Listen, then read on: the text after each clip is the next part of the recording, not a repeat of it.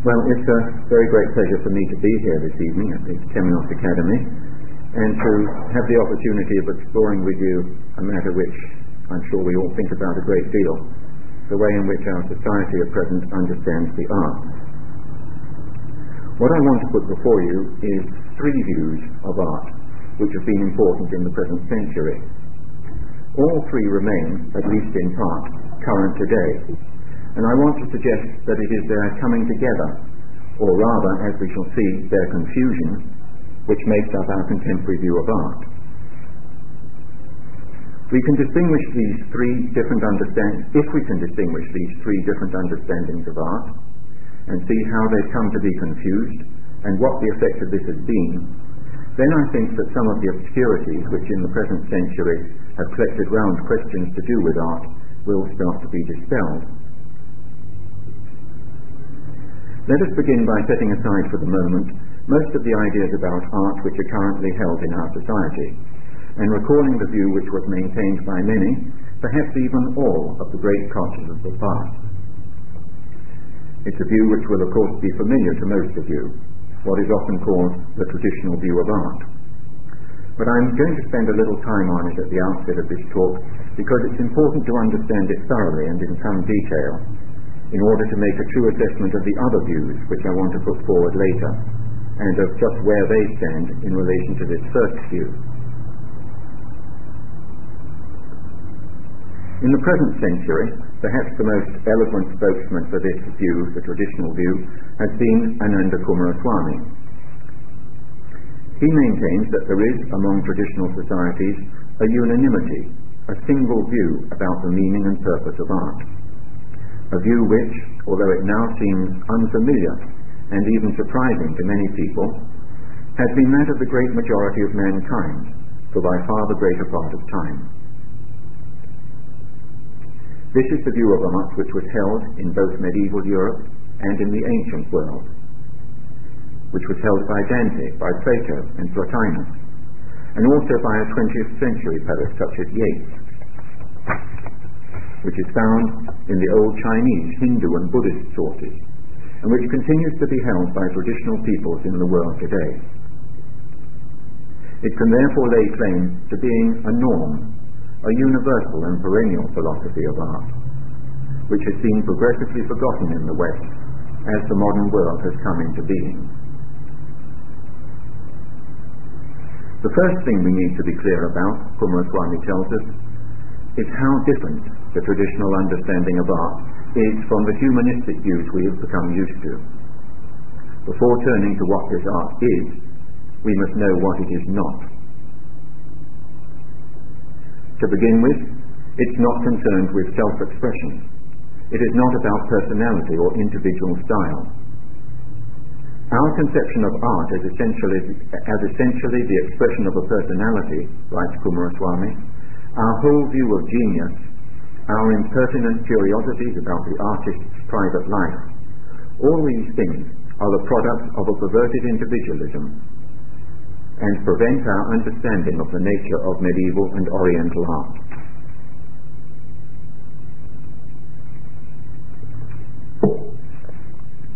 The artist in a traditional culture is not concerned to exhibit himself. Indeed, his whole purpose is to be liberated from himself. Posthumous fame is not his motive. To wish that it may be made known that I was the author is the thought of a man not yet adult, as the famous Buddhist text, the Dhammapada, puts it. The anonymity of traditional art is no accident. Such art does not derive from the individual. It is what is conveyed, not who conveys it, which is important. For this reason, when in traditional art a person is portrayed, he or she is often represented deliberately as a type: king or queen, soldier, merchant, bishop, shepherd, nun. Not as he is, but as he ought to be, in Coomaraswamy's phrase. This idealization has nothing to do with a failure of observation or technical inability. It rises from a conscious desire to identify not with the imperfections of the individual, but with the archetype behind him. It is what the Chinese call Fu Shen, portraying the divine image in a man. It is a recognition that our greatness lies outside and beyond our individuality. A fact also represented by Schelling when he wrote, "What is highest in all works, both of art and science, arises precisely because the impersonal is operative in them." When, contrary to this, the artist exploits his own personality and becomes an exhibitionist, it is a sure sign of the decline of art. It demonstrates that the real meaning and purpose has been lost. The modern emphasis on the individual qualities of artists and the whole concern with style, Kumaraswamy asserts, is mistaken. Styles, the basis of modern histories of art, are the accident and by no means the essence of art. Style derives from individuality and human idiosyncrasy, and this, on the traditional view, is precisely what art is not about. Secondly, from the standpoint of traditional art, the value which we now place upon originality is an error. Although it may at first have acted as a stimulus, it has at length produced a fragmentation and dispersal which we can see very clearly in 20th century painting. Having its origins in the humanism of the Renaissance and boosted by the individualism of the Romantic era, the emphasis upon originality is the equivalent in the arts of the idea of progress. It is the inversion of the traditional attitude, which has always been to look for guidance back towards the past, to the universal experience of mankind, and to the great figures of antiquity, sometimes collectively symbolized as the Golden Age. On this view of art, Kumaraswamy tells us, the truly creative artist is not he who is original in the sense of inventing his own imagery. Rather, the truly creative artist is he who, in St. Augustine's words, sees within what he has to do without. That is to say, he does not simply copy a traditional image, but works from his own inward vision of it. That this should be alive for him, and that he should be true to it, is what matters. The image he represents, a seated Buddha perhaps, a Christ in majesty, is one common to all who live within the same culture, but now, and herein lies the true originality, crystallized anew in the artist's consciousness. For example, the detailed descriptions of gods which we find in the old Hindu artistic manuals, the Shilpa Shastras, are not direct instructions for making the representations, as is often thought. They are there to assist the full achievement of an interior vision of the deity, and it is this living vision, the result of contemplation, which is then translated into the work of art. The artist's objective is identity of consciousness with the archetype, and it is out of this that his work comes. If, as frequently happens, the result is close to that of another artist, that, far from being a criticism, merely confirms the rightness of his vision. The value of uniformity for the development of styles, wrote the great 19th century historian Jakob Burckhardt, is incalculable.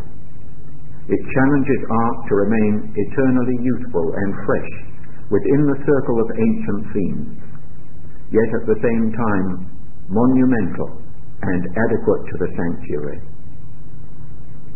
The arts, he adds, are the outward image of inward things, and therefore they are a form of revelation. The artist conforms himself inwardly to the idea which he will represent. He enters into it and becomes one with it, understands its meaning, lives it inwardly. In this way, his activity is a matter not of thought, but of contemplation. The traditional Indian actor prepares for his performance by prayer. The Hindu architect is spoken of as visiting heaven, and then imitating the forms which he saw there.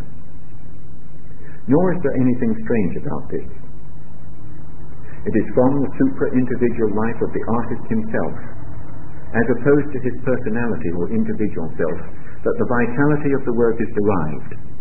The idea of the thing to be made is not invented by the artist, but found and brought to life within him. The model is not extrinsic to himself. Hence, even when his work conforms closely to an iconographic type, his freedom is unimpaired. After the inner vision, the physical work proceeds. He makes, as Kumaraswamy puts it, what was shown him upon the mount.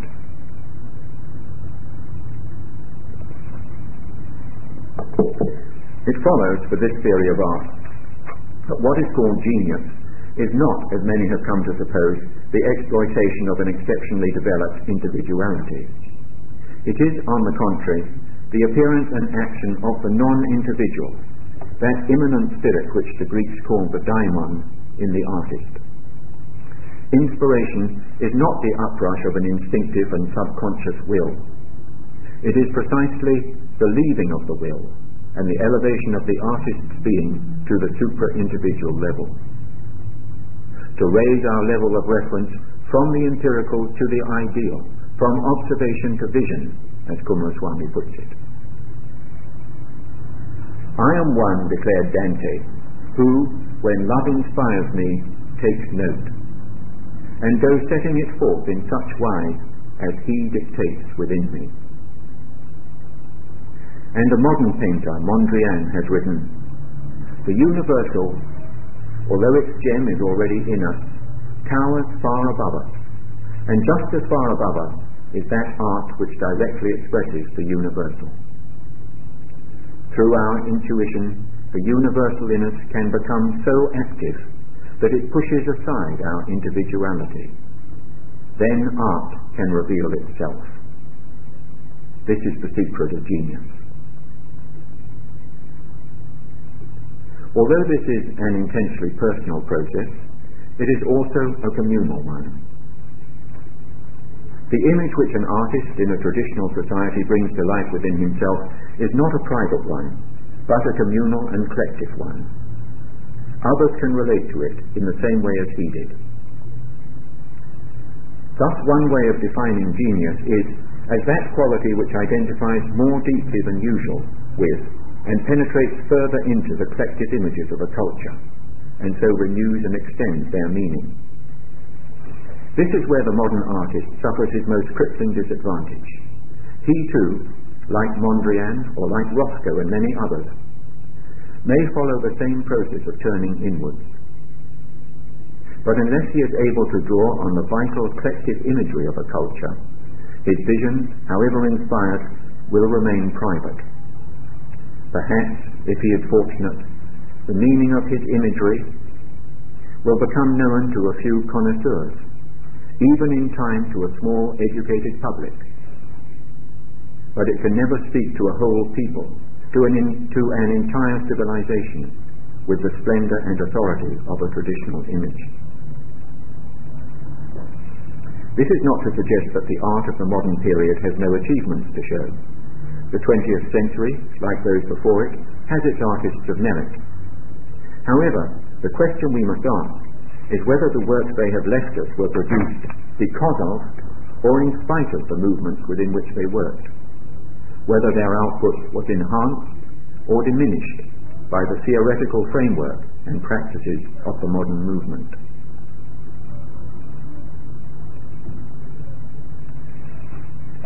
For the traditional view, art is essentially a form of knowledge. To St. Thomas Aquinas, beauty and goodness were different aspects of the same reality. Goodness describing the point of view of appetite, and beauty the point of view of cognition. Beauty is our knowledge, our direct perception of spiritual reality. Emil Mahl, in his well-known book, The Gothic Image, writes that the art of the Middle Ages is first and foremost a sacred writing, of which every artist must learn the character.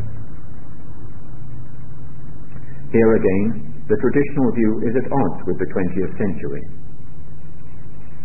Kumaraswamy writes, "As humanists and individualists, it flatters us to think that art is an expression of personal feelings and sentiments, preference and free choice, unfettered by the sciences of mathematics and cosmology.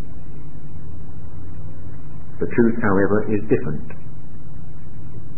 One might as well attempt the study of Christian or Buddhist art," he says, "without a knowledge of the corresponding philosophies, as attempt the study of a mathematical papyrus without the knowledge of mathematics."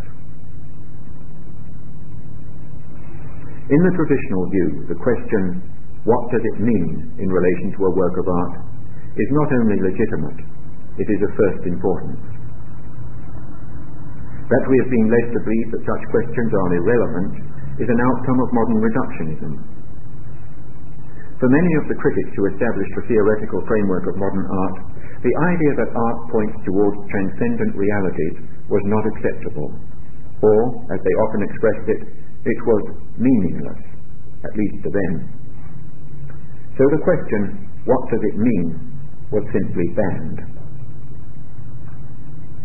Yet, for the traditional view, this question is of the first importance for the understanding of art, which is not, of course, to say that the answer can be reduced to a simple verbal formula.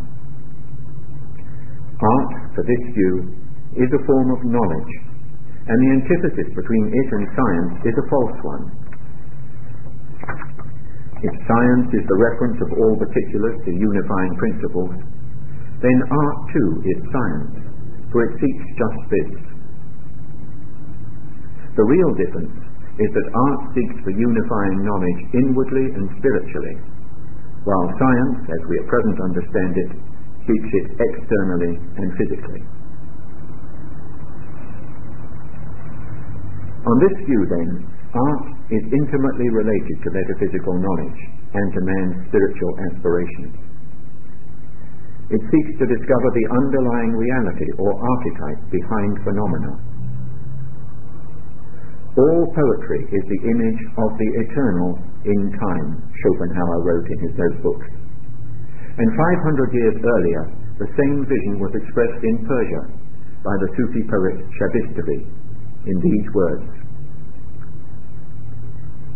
"Descending to the earth, that strange intoxicating beauty of the unseen world lurks in the elements of nature. And the soul of man, who has attained the rightful balance, becoming aware of this hidden joy, straightway is enamored and bewitched. And from this mystic marriage are born the poet's songs, inner knowledge, the language of the heart, virtuous living, and the fair child, beauty."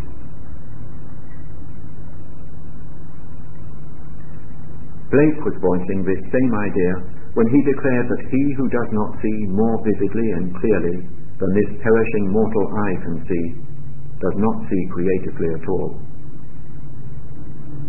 Only the lowest art, hardly worthy of the name, remains at the level of the emotional and sensual life. A writer, often quoted by Kumaraswamy, Walter Andrea, sums up the traditional conception of the purpose of art as follows: to make the primordial truth intelligible, to make the unheard audible, to enunciate the primordial word, to represent the archetype. Such is the task of art, or it is not art.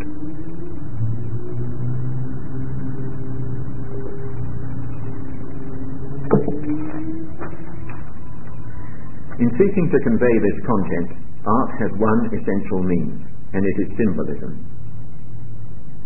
On the traditional view, it is in symbolism that the essence of art lies. There is no other way in which we can speak of realities of another order. For traditional man, the physical world is itself essentially symbolic. The whole man is naturally a metaphysician, as Kumaraswamy puts it. This was the way, he says, in which Neolithic man perceived the world. His reasoning was by analogy, symbol and myth. Much of the symbolism which has come down to us today, Coomaraswamy thought, is of an immemorial antiquity. Such Vedic metaphors as the tracking of the hidden light by following its footprints, for example, imply a hunting culture antecedent to agriculture. For traditional man, everything had a meaning, every object in nature, every form of the landscape, every change of the weather or in the heavens. This awareness of the metaphysical transparency of the world remains characteristic of what is left of traditional societies today. We need think only of the North American Indians. During the Enlightenment, all of this was reduced to superstition. This word, however, Coomaraswamy says, is a revealing one. The Latin superstitio means literally to cause to stand over, and a superstition is that which remains or stands over when the original meaning of something has been lost. In using the word, we unconsciously admit our impoverishment. We have lost the sense of metaphysical insight, of the transparency of things on which art formerly drew. It is this way of life that our civilization denies to the vast majority of men, writes Coomaraswamy. We have killed the metaphysical man and shut ourselves up in the dismal cave of functional and economic determinism.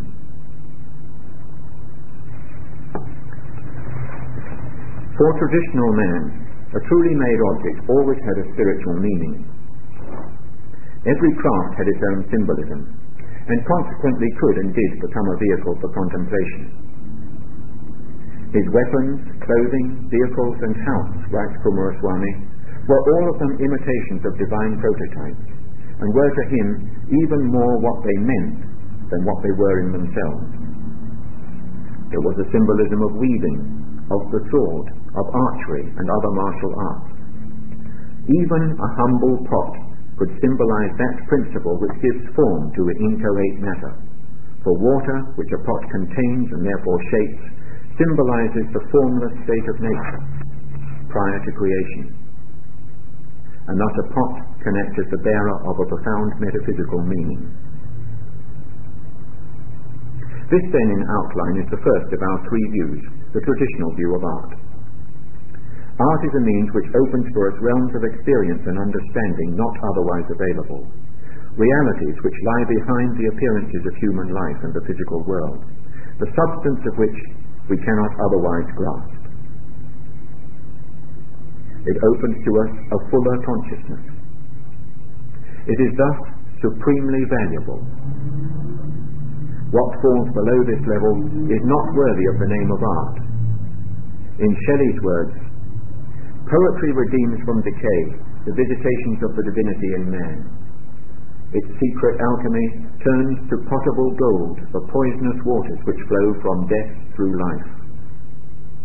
It strips the veil of familiarity from the world and lays bare the naked and sleeping beauty which is the spirit of its form. It will be seen at once that, even though elements of it survive, this is not now a dominant view of art, and that it is one which can prevail only in a society in which contemplation is accorded a central role.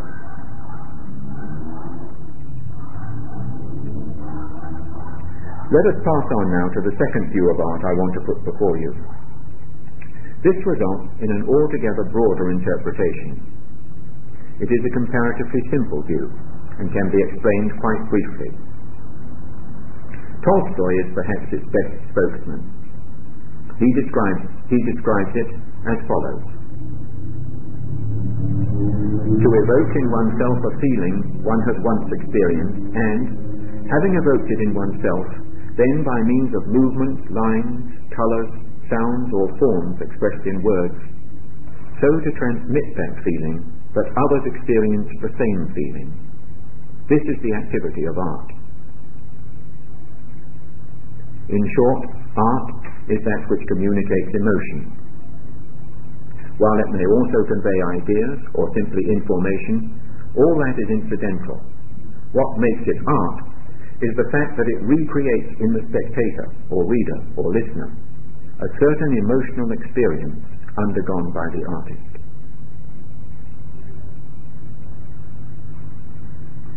Thus, a painting which merely conveys ideas but not emotion, for example, some of the neoclassical work of the 18th century, as it now appears to us, is cold and dead. It does not speak to us as living art.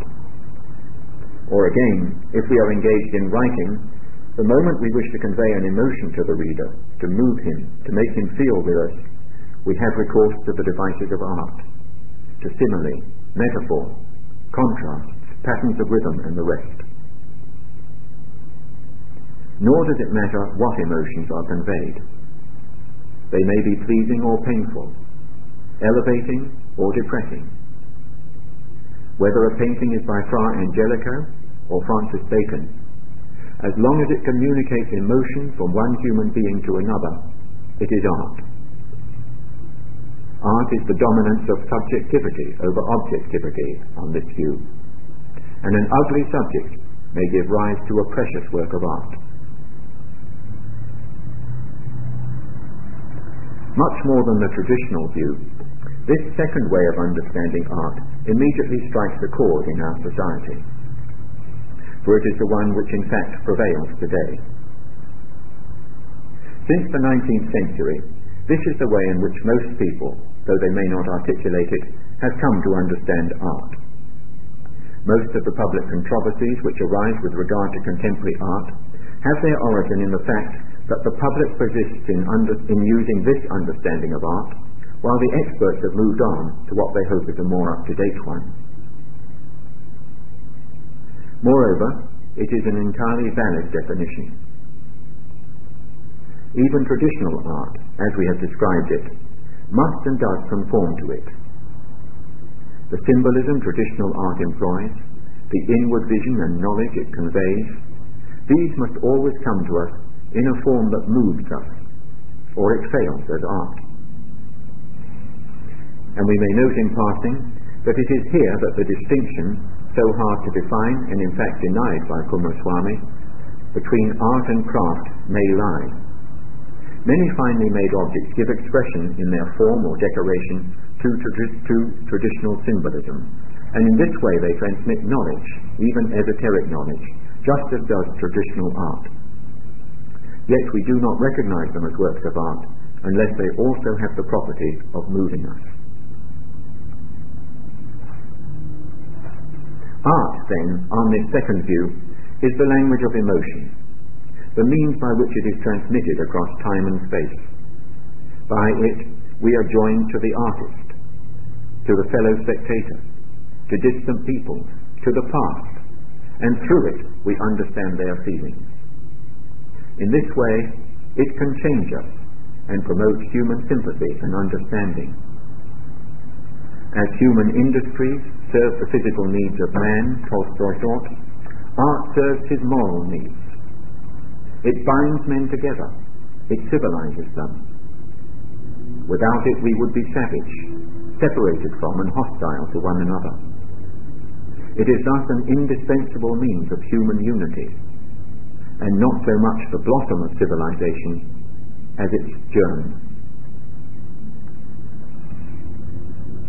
As in language we have a common heritage of human thought, Tolstoy held, so in art we have a common heritage of human feeling.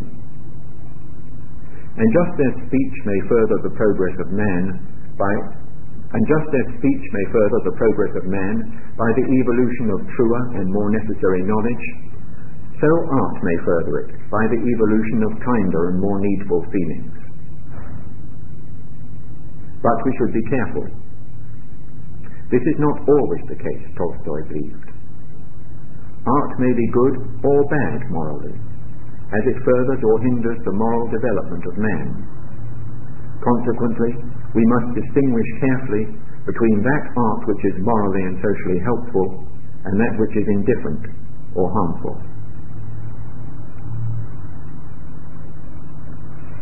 That then is the second view I want to put before you.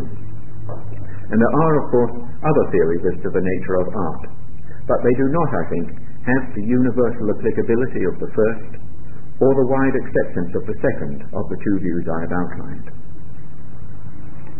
I'll therefore make time for only one of these other views, and this is because it has been the theory which has prevailed not among the public, but among artists and critics for much of the 20th century, although I think we may now say that it is in decline. It is, of course, the view which was established, at least for the English-speaking world, by such critics as Clive Bell and Roger Fry in the earlier part of this century, and which went hand in hand with the development of modernism. This view rests on two central concepts: significant form and aesthetic emotion. Clive Bell, in his influential book of 1914, entitled simply Art, wrote, "Either all works of visual art have some common quality, or when we speak of works of art, we gibber." He goes on to say that the aesthetic emotion is that by which we recognize art. But what is the common property, he asks, unique to art, which gives rise to the aesthetic emotion? This, for Bell, is the central problem of aesthetics.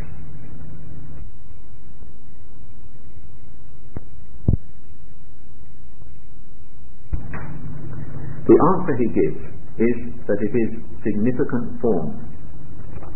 A work, to be a work of art, may have to affect our emotions, just as Tolstoy says, but what matters is that it must do so not by its content, but by its forms. Thus, successful illustrations, Bell says, are often not art because, quote, "it is not their forms, but the ideas or information conveyed by their forms which affect us." In the same way, significant form differs from natural beauty, in that the emotions arising from the latter do not have an aesthetic origin. Significant form, Bell tells us, is a pure formal combination of lines and colours. Representation is not bad so much as irrelevant, and the human emotions to be found in art are, quote, "good, no doubt, but inferior."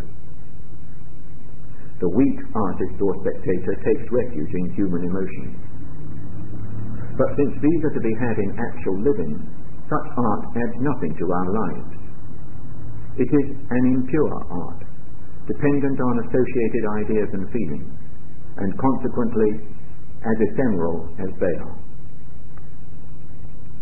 The world of art is not the world of human business and passion, and, quote, "to appreciate art we need bring with us nothing but a sense of form and colour and a knowledge of three-dimensional space. The aesthetic emotion carries us, quote, out of life into ecstasy, and from the snug foothills of warm humanity to the cold white peaks of art." Roger Fry says much the same.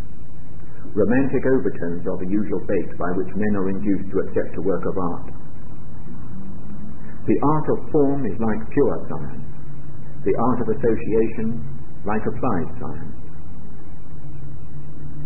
The artist's aim is the completest relationship of all parts within the system of the work of art, and, quote, "the form of a work of art has a meaning of its own. The aesthetic emotion is an emotion about form, and to one who feels the language of pictorial form, all depends on how it is presented, nothing on what." We can see easily enough how this leads on to abstract art, which must be the logical outcome of such a theory. Clive Bell had written that he who would feel the significance of art must free himself from the arrogance of humanity, that is, from human feelings and associations. A few years later, Ortega y Gasset takes up these themes in his book, The Dehumanization of Art. For the majority of persons, he says, art is meaningful only in its human aspects. It is for them the mirror of life, nature seen through a temperament. Thus for them, art is not a different class of experience, but only an extension of ordinary life. They identify either with the subject matter, hence the popularity of the Impressionists, or otherwise, as in the case of Van Gogh, for example, they identify with the artist's personality. If they are not able to do this, they are left with no role to perform as they stand before the painting and are at a loss. But, Ortega y Gasset maintains, one cannot appreciate both the human and the purely aesthetic qualities of a work simultaneously. One's perception must focus on one or the other. For this reason, modern art deliberately distorts to such a degree that we can no longer apply practical human emotions to it, and are therefore forced into a purer appreciation of its aesthetic qualities. It is in consequence, quote, artistic art, appealing to those who appreciate the essentials of art and not its incidental qualities. Stylization is the true essence of art, and stylization implies dehumanization. It is the dehumanization as such which appeals to the artist, and he must leave a shadow of representation, its strangled victim, to witness and demonstrate his victory. The work of Ortega y Gasset's fellow countryman Picasso at once springs to mind. If we pause for a moment to look critically at this modernist theory, we see at once how heavily it depends on the concept of the aesthetic. In the writing of Bell, Fry, and all who followed them, a certain magic gathers round this word. We might almost say that it is used as a kind of fetish. What has happened here is that when the concept of beauty was in effect banished by the founders of modernism, because at bottom of its traditional and metaphysical implications, the aesthetic at once took its place as the mystical validator of art. But when we search through the pages of Bell and Fry for a meaningful definition of the word, and of the other key term on which their theory depends, significant form, we discover that none is to be found. The two concepts are always defined in terms of one another.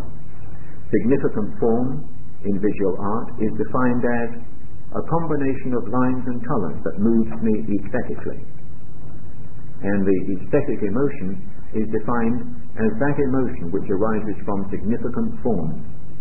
The argument is circular. Secondly, behind the term aesthetic, and in spite of, perhaps because of, the fact that it was used to replace the concept of beauty, there hovers the ghost of a vague metaphysical absolute. Bell even admits to what he calls the metaphysical hypothesis, although he's careful to add that it is no more than a suggestion.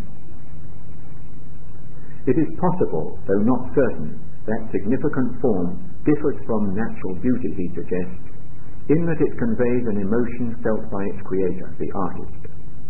But what would the origin of that emotion be?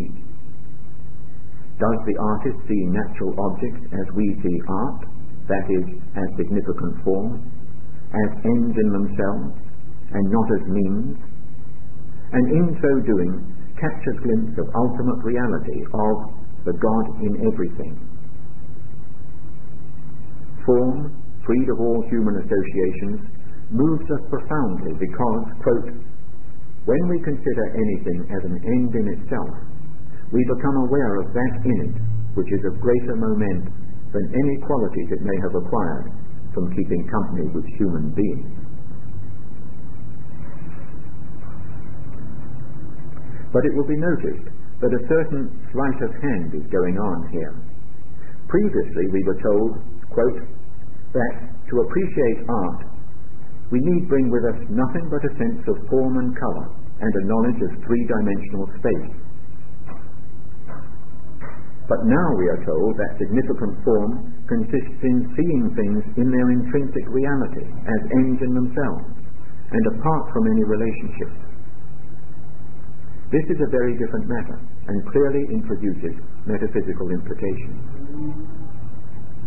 Nor is this surprising, for in fact the word form was carefully chosen. It is loaded with associations which derive from the traditional view of art.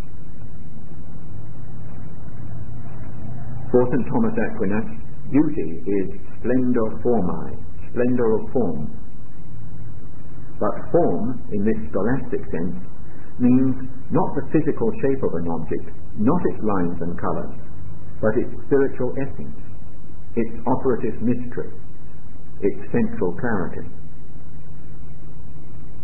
We have already seen that for the traditional view of art, beauty was held to be the direct, even if only partial awareness of spiritual reality shining through matter. Every form is a ray of the creative mind, and splendor of form is ontological splendor, something very different from Bell's combination of lines and colours.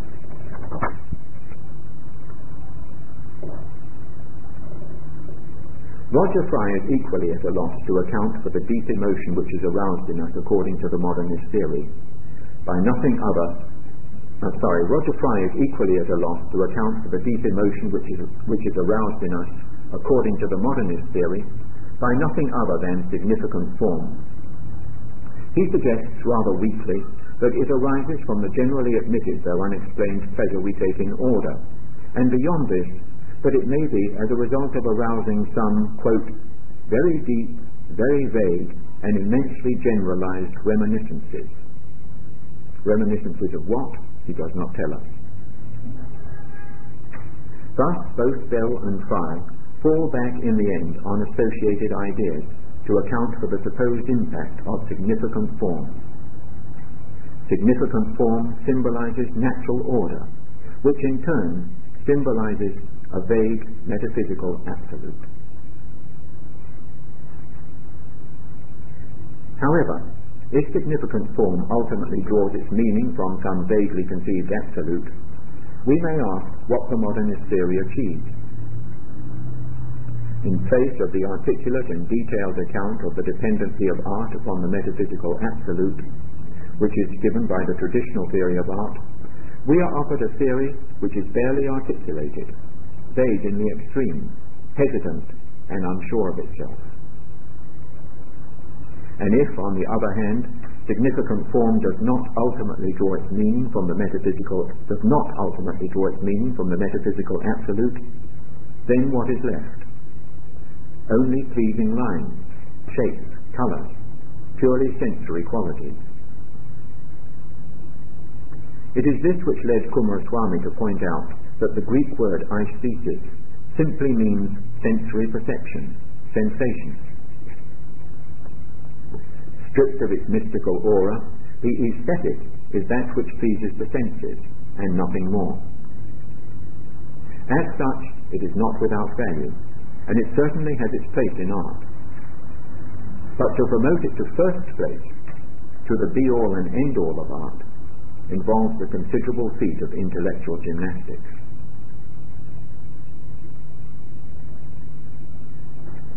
Coomaraswamy points out that the emphasis upon aesthetic qualities is in effect the promotion of sense pleasure to first place in art, at the cost of intellectual and spiritual elements. It is in reality the counterpart in art of materialism.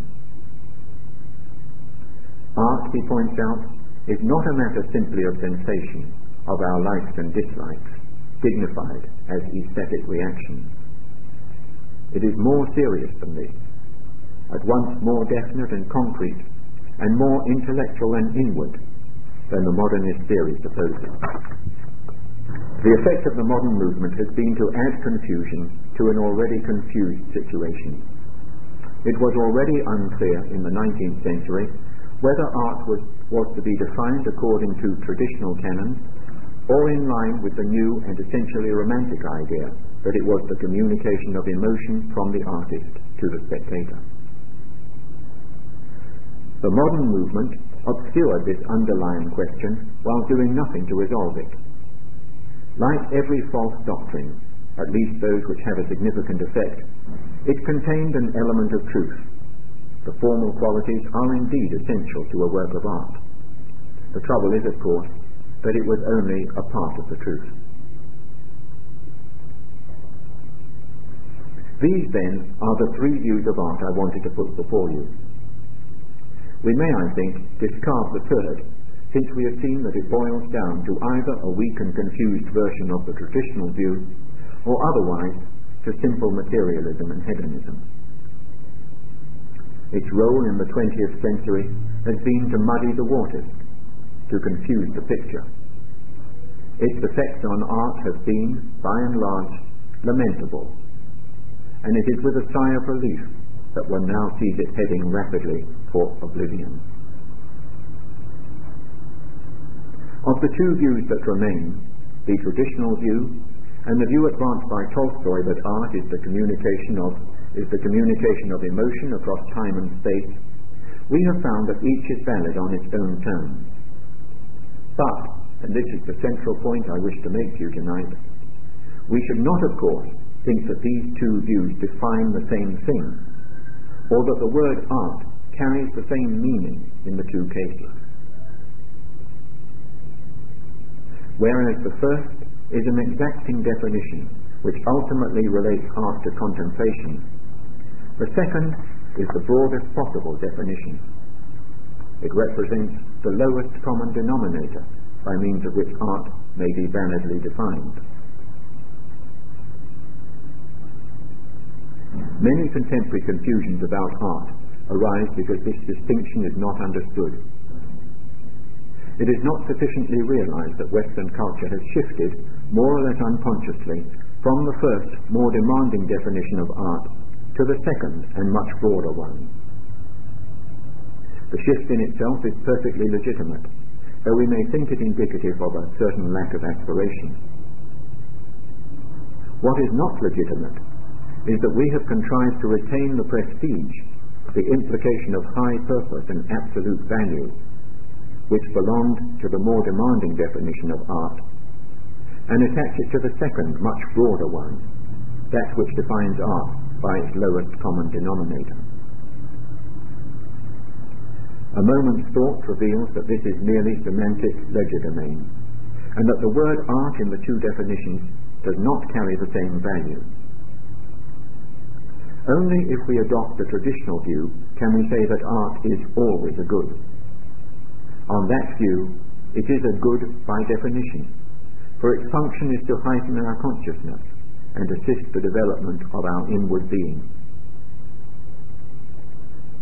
The whole work was undertaken, wrote Dante of the Divine Comedy, not for a speculative, but for a practical end, to remove those who are living in this life from the state of wretchedness and to lead them to the state of blessedness.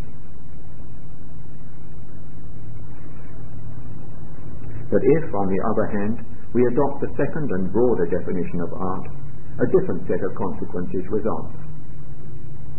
On this definition, art retains much less inherent value. It is the means by which human beings communicate emotions across time and space, and in this way it can change us and promote human sympathy and understanding. This certainly has a certain value. But there is no guarantee that the change art brings about in this way is always or necessarily for the better. Emotions may be either ennobling or destructive. They may refine or blunt our sensibility. And accordingly, art, when defined in this manner, and no matter how excellent it may be qua art, that is, how effectively or subtly it conveys the emotions in question, may be either beneficial or injurious. Coomaraswamy has put it as follows: the poet or painter's task as an artist is to express what he has to tell us as perfectly as possible. His task as a person is to choose well what it is that he expresses. The latter is an ethical, not an artistic judgment, The two spheres are not to be confused. A work can be at the same time admirable as art, but ethically and socially disastrous. We may think, for example, of certain films produced in Nazi Germany or Soviet Russia. Thus, Kumaraswamy tells us, Confucius speaks of the Chinese succession dance as being at the same time perfect beauty and perfect goodness, but of the war dance as being perfect beauty but not perfect goodness. The one sphere does not validate the other. Neither does the ethically valuable become for that reason significant art. That, of course, was the great fallacy of the Victorian age. Nor does the artistically accomplished become for that reason ethically and socially valuable. That is our own contemporary fallacy. To confuse the two, as we have done for almost 2 centuries, is destructive in both spheres. Tolstoy tells us this with clarity. We must separate what is valuable in art from what is not, the, quote, real, important, necessary spiritual food, as he puts it, from harmful or useless art. A work which has great qualities as art may nevertheless be morally and spiritually useless or actively harmful. But this, of course, is just what we are unwilling to admit. Why is it that we feel this reluctance? We are reluctant to admit it, I suggest, because unconsciously we remain influenced by the traditional view of art, according to which, as we have seen, art is always and by definition a good. It seems then that what we habitually do, without knowing it, is to mix together the two principal views of art I have outlined to you tonight. We define art according to the second and broader view. Art is that which communicates emotion across time and space, from the artist to the spectator. But we do not draw the conclusions with regard to value which follow from this. Instead, we continue to attach a higher, indeed an ultimate spiritual value to art, which derives entirely from the first view, the traditional view of its nature and purpose. The result, of course, is confusion. The definition and the value do not balance. They belong to different worlds of thought.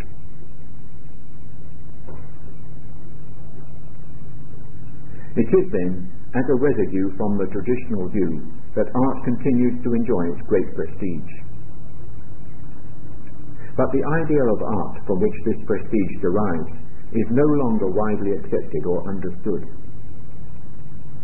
In this way, art becomes what one can only describe as a kind of superstition. That is to say, something which stands over from a past view, the true significance of which has been forgotten. Art and poetry themselves are in our day, wrote Jacob Burckhardt over a century ago, in the most wretched plight, for they have no spiritual home. And about the same time, Nietzsche, in speaking of the death of God which had taken place in the West, predicted that the process of cultural disintegration which would follow would be slow, lengthy, and vast. For the implications were so great that it would be many decades, if not centuries, before people understood how much of civilization and culture they had lost. Our present attitude to art exemplifies this. Having set aside, along with God, the traditional spiritually based understanding of art, it appears that our world still clings blindly and in desperation to the values which derive from it. Thank you for your attention.